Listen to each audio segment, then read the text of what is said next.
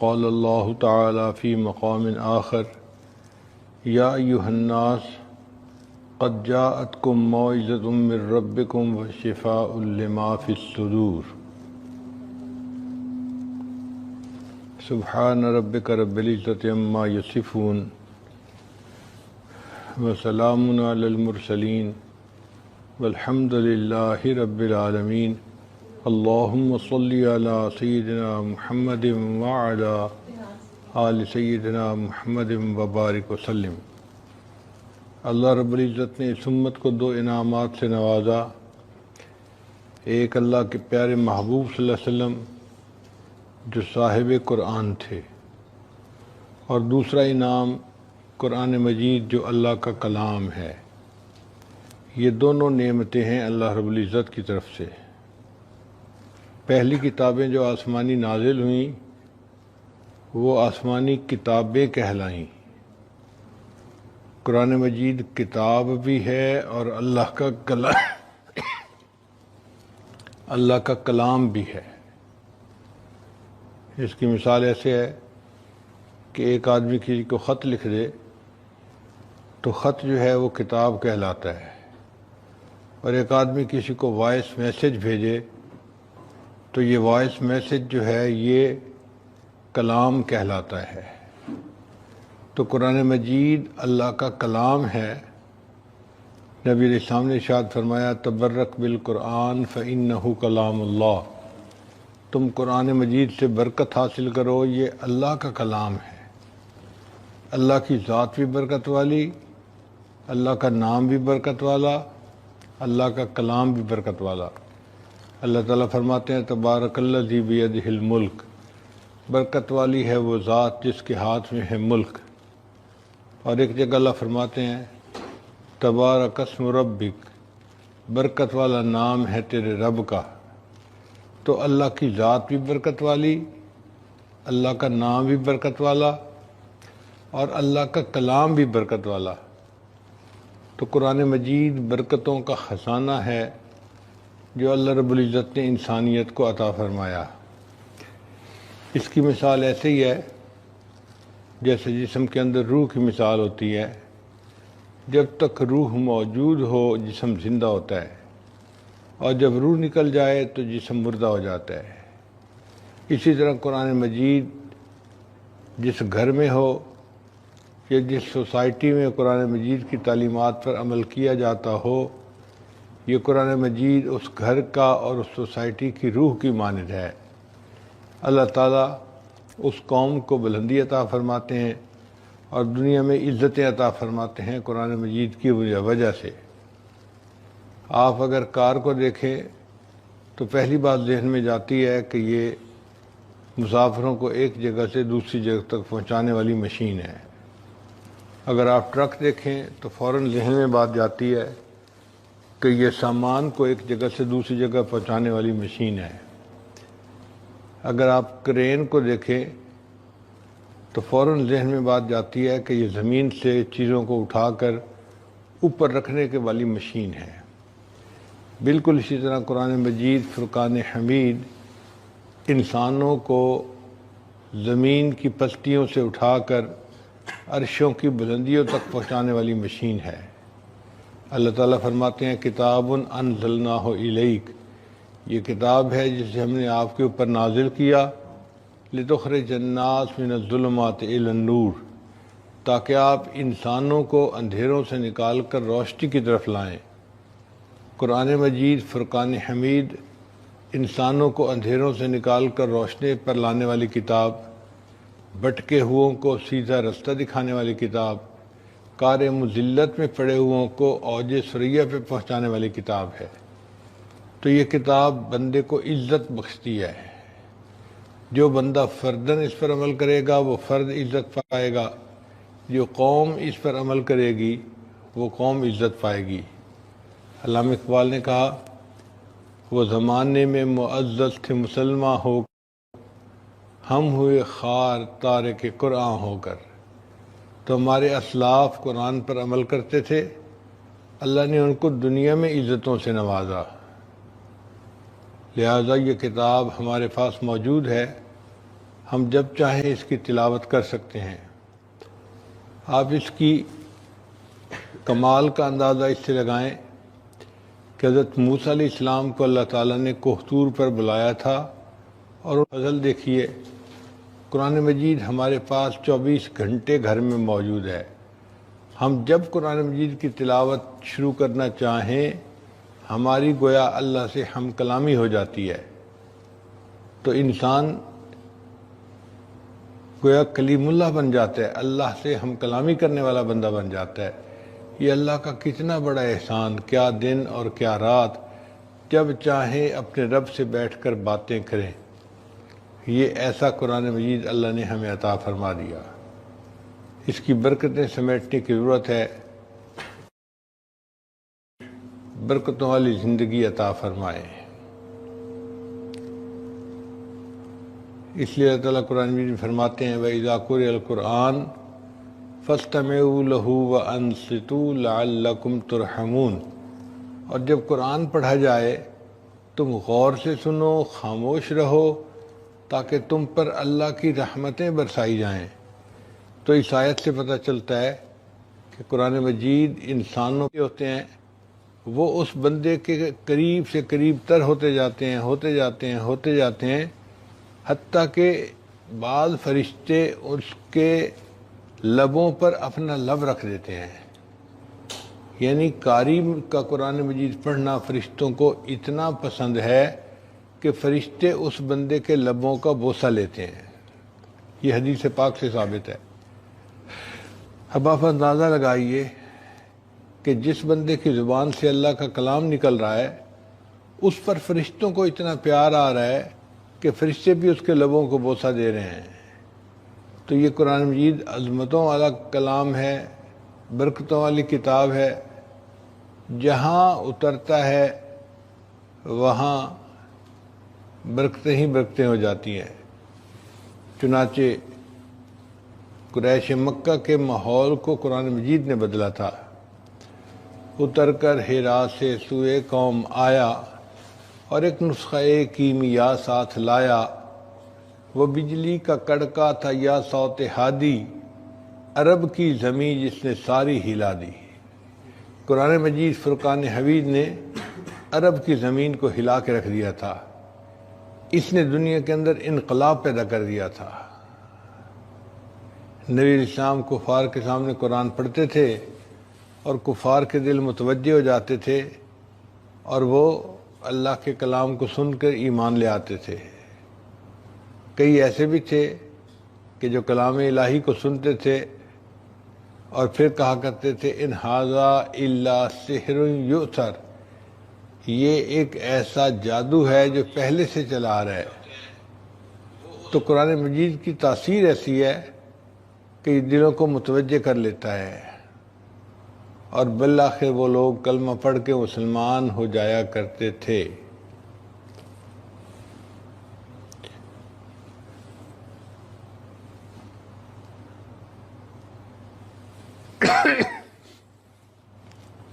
نبی علیہ السلام کے پاس جب بھی کفار آتے تھے تو اللہ کے حبیب سے ان کے سامنے قرآن مجید کی تلاوت فرماتے تھے۔ قرآن مجید کی تلاوت کی برکت سے وہ لوگ ایمان لے آتے تھے، مسلمان ہو جاتے تھے۔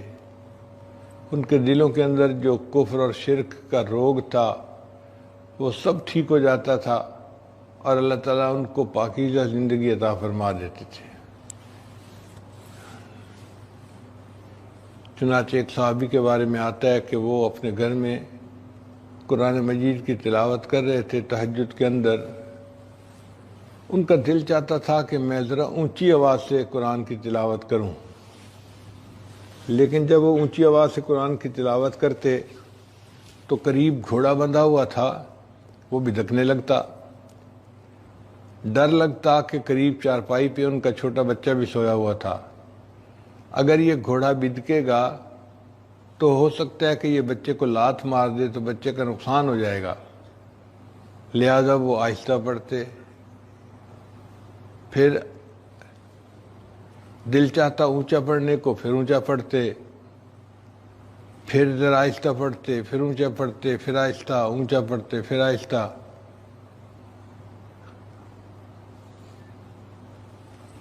پوری رات ان کی اسی طرح گزرتی رہی۔ جب انہوں نے صبح وقت سلام پھیرا، دعا کے لیے ہاتھ اٹھائے تو کیا دیکھا کہ کچھ روشنیاں ہیں جو ان کے سر سے اوپر آسمان کی طرف واپس جا رہی ہیں۔ وہ بڑے حیران ہوئے، یہ کیسی روشنیاں ہیں جو میرے سر سے واپس آسمان کی طرف جا رہی ہیں؟ انہوں نے صبح نبی علیہ السلام کی خدمت میں آ کے پورا واقعہ سنایا۔ اے اللہ کے حبیب صلی اللہ علیہ وسلم، نبی اسلام نے ارشاد فرمایا کہ یہ اللہ تعالیٰ کے فرشتے تھے جو تمہارا قرآن سننے کے لیے تمہارے سر پر جمع ہو گئے تھے۔ اگر تم قرآن پڑھتے رہتے، مدینے کے لوگ اللہ کے فرشتوں کو اپنی آنکھوں سے دیکھ لیتے۔ تو جس کلام کو سننے کے لیے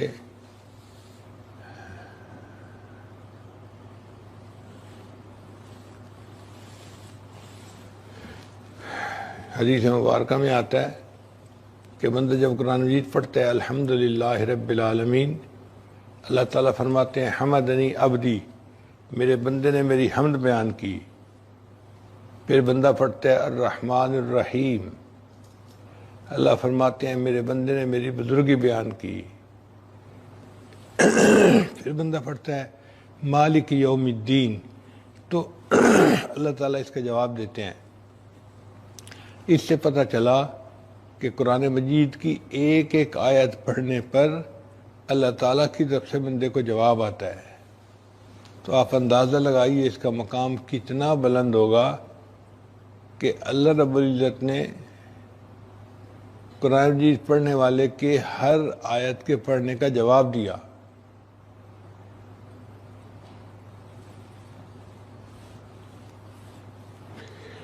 پھر یہ قرآن مجید دلوں کو دھو دیتا ہے۔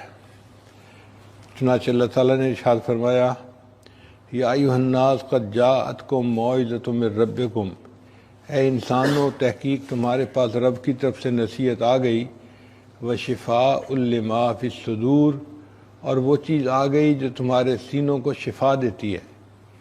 یعنی سینوں کے اندر جو روحانی بیماریاں ہوتی ہیں، شہوت ہے، غصہ ہے، عجب ہے، تکبر ہے، حرص ہے، ہوس ہے، تو ان تمام روحانی بیماریوں کو قرآن مجید کے پڑھنے سے اللہ شفا عطا فرما دیتے ہیں۔ چنانچہ قرآن مجید جو ہے وہ سینوں کو شفا دے دیتا ہے اور بندے کو دھو کے پاک صاف کر دیتا ہے۔ اللہ تعالیٰ نے اس کلام مجید کو بھیجا ہی اس لیے کہ میرے بندے اس کلام الہی کو پڑھیں اور ان کی زندگیوں میں تبدیلی آ جائے۔ اس لیے نبی علیہ السلام نے ارشاد فرمایا خیرکم من تعلم القرآن وعلمہ، تم میں سے سب سے بہتر وہ ہے جو قرآن مجید پڑھے اور پڑھائے۔ یعنی قرآن مجید کے پڑھنے اور پڑھانے کے عمل کو سب سے خیر والا عمل فرمایا گیا۔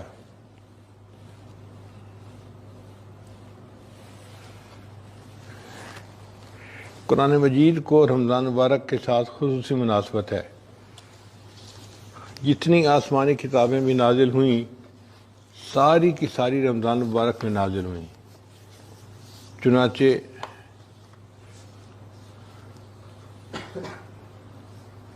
آدم علیہ السلام پر جو صحائف تھے وہ 3 رمضان کو نازل ہوئے، پھر ابراہیم علیہ السلام پر صحائف 6 رمضان کو نازل ہوئے، پھر 12 رمضان کو زبور نازل ہوئی، 18 رمضان کو انجیل نازل ہوئی اور 27 رمضان کو قرآن مجید نازل ہوا۔ اس کا مطلب یہ ہوا کہ جتنی بھی آسمانی کتابیں ہیں سب کی سب رمضان کے مہینے میں نازل ہوئی۔ نبی علیہ السلام نے ارشاد فرمایا القرآن والصیام یشفعان، کہ قرآن اور روزہ قیامت کے دن اپنے بندے کی شفاعت کریں گے۔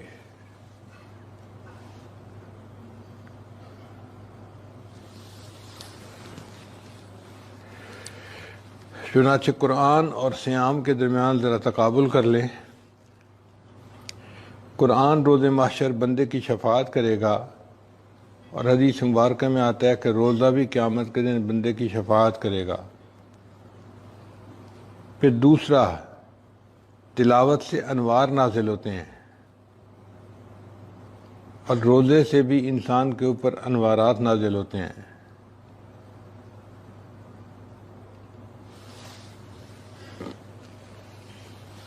پھر تلاوت میں تشبہ بالحق ہے،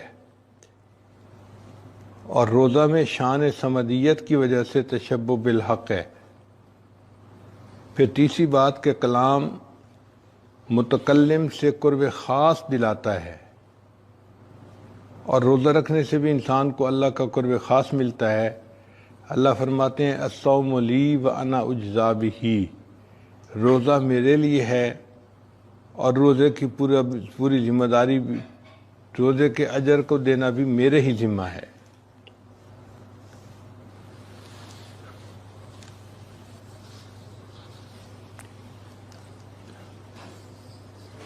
قرآن مجید کے اندر جو تاثیر ہے اس کے کیا کہنے۔ اللہ تعالیٰ یہاں تک ارشاد فرماتے ہیں کہ لو انزلنا ھذا القرآن علی جبل، اگر ہم اس قرآن کو پہاڑ کے اوپر نازل کرتے، لرأیتہ خاشعا متصدعا من خشیۃ اللہ، تو تم دیکھتے کہ پہاڑ بھی اللہ کی خشیت سے کانپ جاتا، تو پہاڑ بھی اس کو برداشت نہ کر پاتے۔ یہ اللہ کا ایسا کلام ہے۔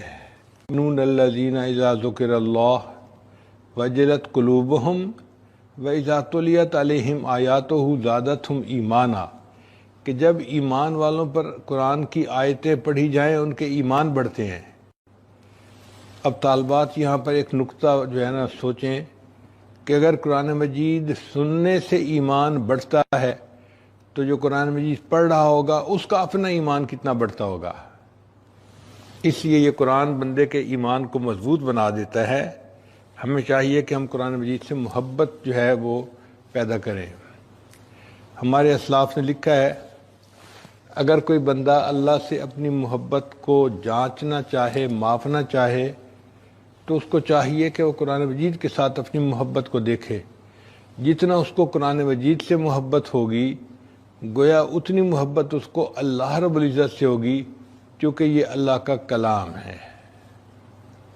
اور جو بندہ کہے کہ مجھے اللہ سے محبت ہے اور قرآن مجید کی تلاوت نہ کرے تو وہ اپنی محبت میں کے دعوے میں جھوٹا ہے۔ اس لیے کہ جب محبت ہوتی ہے کسی سے تو اس کی بات سننے میں یا اس سے بات کرنے میں انسان کو رغبت ہوتی ہے۔ انسان کا دل چاہتا ہے کہ میں باتیں کرتا رہوں، سنتا رہوں۔ دنیا میں جن کے نفسانی شیطانی تعلقات ہوتے ہیں وہ گھنٹوں ایک دوسرے کے ساتھ فون پہ گفتگو کرتے رہتے ہیں، دل ہی نہیں بھرتا ان کا۔ تو جب مخلوق کی نفسانی شیطانی محبت کا یہ عالم ہے تو اللہ تعالیٰ کی تو رحمانی محبت ہے۔ آپ سوچئے اگر ایک انسان قرآن مجید شوق کے ساتھ پڑھے گا، اللہ تعالیٰ اس بندے سے کس قدر خوش ہوں گے اور اس کو کس طرح اپنے مقبول بندوں میں شامل فرمائیں گے۔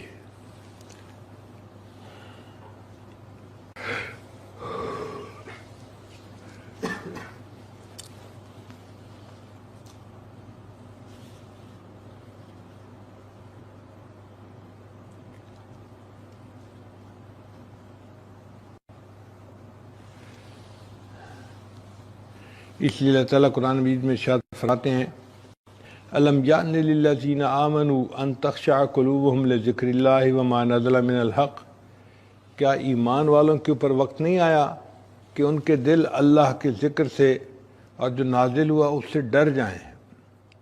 تو ہمیں چاہیے کہ ہم قرآن مجید کو سنیں تو اس کا اثر قبول کریں۔ ایک شخص حسن بصری رحمۃ اللہ کے پاس آیا، حضرت لگتا ہے ہمارے دل سو گئے۔ ان کا بھئی ایسے کیوں کہہ رہے ہو؟ حضرت آپ درس قرآن دیتے ہیں اور ہمارے دلوں پہ اس کا کوئی اثر نہیں ہوتا، تو لگتا ہے ہمارے دل سو گئے۔ حسن بصری رحمۃ اللہ نے جواب میں فرمایا، اے بھائی، اگر تم قرآن سنتے ہو اور تمہارے دل پہ اس کا اثر نہیں ہوتا تو یہ نہ کہو ہمارے دل سو گئے، بلکہ یوں کہو ہمارے دل مو گئے، مر گئے۔ اس نے کہا حضرت مر کیسے گئے؟ فرمایا کہ جو بندہ سویا ہوا ہوتا ہے اسے جھنجھوڑنا چاہے تو وہ جاگ اٹھتا ہے، جو جھنجھوڑنے سے نہ جاگے وہ سویا ہوا نہیں، وہ مویا ہوا ہوتا ہے۔ تو ہمارے دل ایسے بن جائیں کہ قرآن مجید کو ہم سنیں تو دل اس کا اثر قبول کرے۔ صحابہ کرام قرآن مجید سنتے تھے تو وہ روتے تھے۔ چنانچہ قرآن مجید میں اللہ تعالیٰ ارشاد فرماتے ہیں کہ مومن ایسے ہیں کہ جب وہ قرآن سنتے ہیں تو وہ گر پڑتے ہیں اللہ کے سامنے۔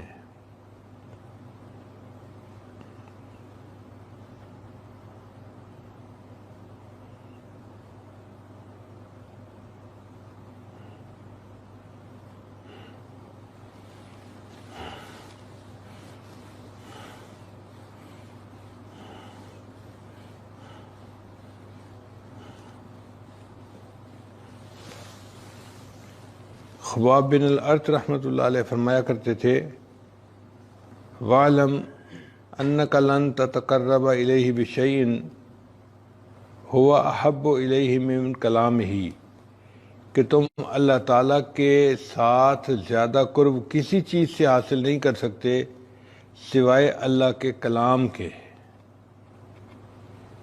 چنانچہ عثمان ابن عفان رضی اللہ تعالیٰ عنہ فرمایا کرتے تھے لو طہرت قلوبکم ما شبعتم من کلام ربکم، اگر تمہارے دل پاک ہوتے تو تم اللہ کے کلام کو پڑھنے سے کبھی دل نہ بھرتا۔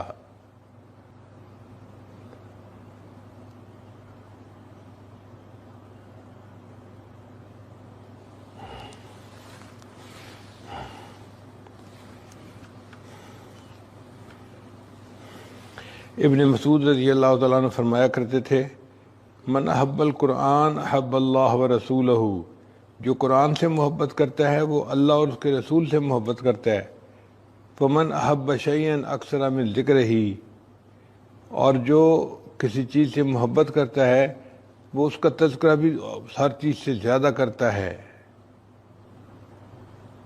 ولا شیء عند المحبین احلی من کلام محبوبہم، اور محبین کے نزدیک ان کے محبوب کے کلام سے زیادہ میٹھی اور کوئی چیز ہو ہی نہیں سکتی۔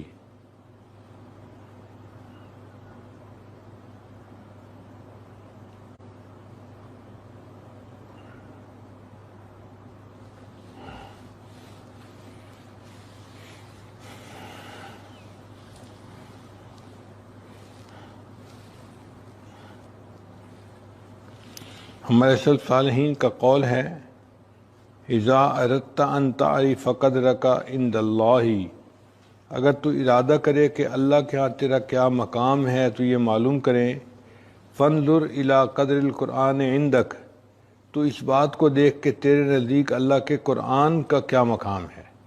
جتنا تیرے نظر میں اللہ کے قرآن کا مقام ہے اتنا اللہ کے ہاں تمہارا مقام ہے۔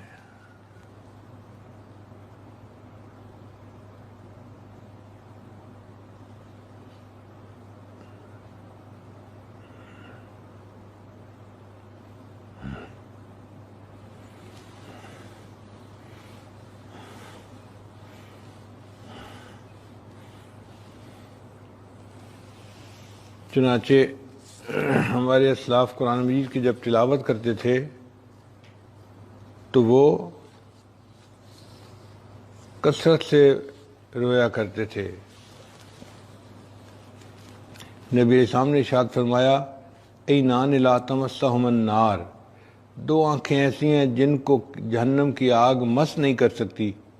عین بکت من خشیت اللہ، وہ آنکھ جو اللہ کے ڈر سے رو پڑی۔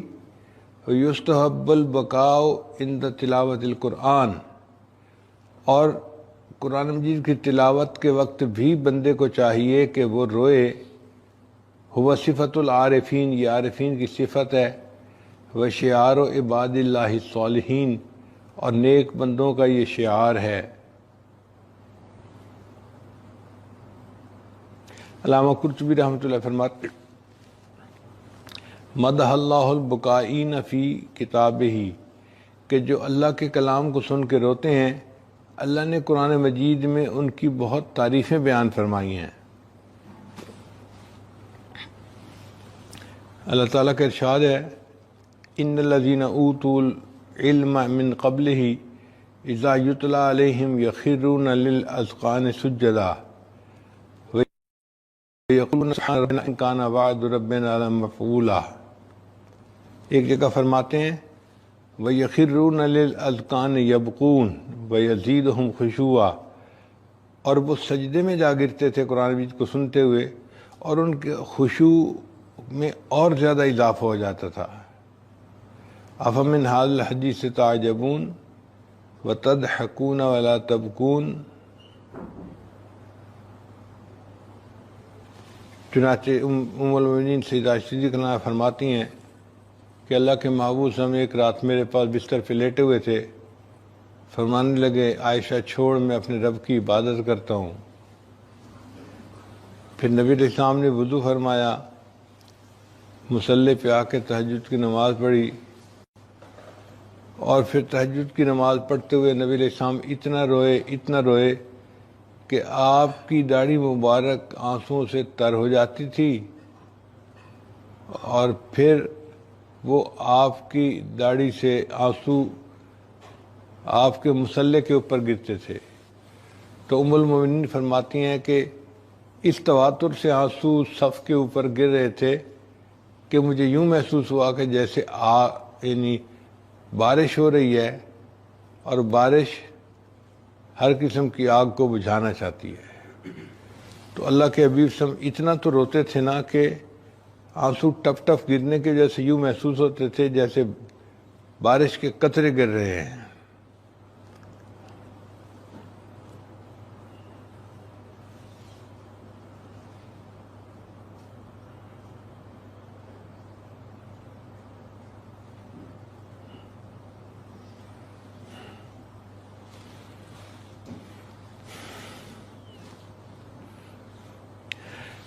سیدنا ابوبکر صدیق رضی اللہ تعالیٰ عنہ جب قرآن مجید پڑھا کرتے تھے تو کان رجلا بکاء لا یملک دموعہ اذا قرأ القرآن، کہ جب ابوبکر صدیق عنہ قرآن مجید پڑھتے تھے ان کے آنسو ان کے بس میں نہیں رہتے تھے، ٹپ ٹپ ان کی زبان سے آنسو گرتے شروع ہو جاتے تھے۔